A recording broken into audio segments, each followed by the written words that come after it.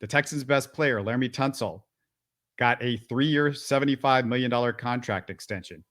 You got any problems with this, Shaun? I really don't. I know you and I had a conversation about, I don't know, 3 weeks, maybe a month ago or something like that in regards to, is he going to be traded? Would I like to see him here on a long-term deal? And I kind of hemmed and hawed about that.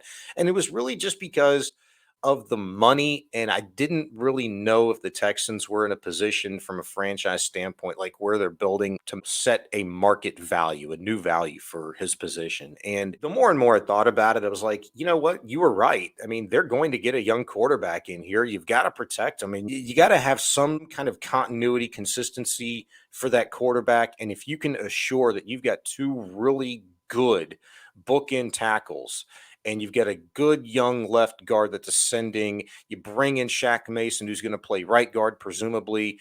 We don't know who the center is going to be yet. They'll draft one, I think, certainly. But if they bring a veteran in, or maybe Quessenberry's that guy, I don't know. Like, that's a good, solid foundation of familiarity, within the building, within a system, capable guys, and, perennial Pro Bowler in terms of Laremy Tunsil. So I like the relationship, from my perspective, that exists between Laremy Tunsil and Kenyon Green. Those two guys got along very, very well. Kenyon couldn't have a media session without mentioning how much Tunsil's helped him, and just being there as a positive guy, helping him on and off the field with his techniques and stuff like that. So at the end of the day, I do like the signing. It's just, it's not my money. $25 million, AAV kind of stings. I didn't know if the Texans were ready for that, but I guess one of the most important positions on the field, if you've already got a dude, you lock him up. The only thing I requested in that contract, which I don't think they did, was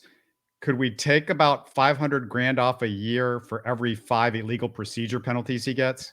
Yeah, that was the thing. That was one of my arguments that I made. It's the illegal procedures, false start, stuff like that. You're listening to Houston Sports Talk.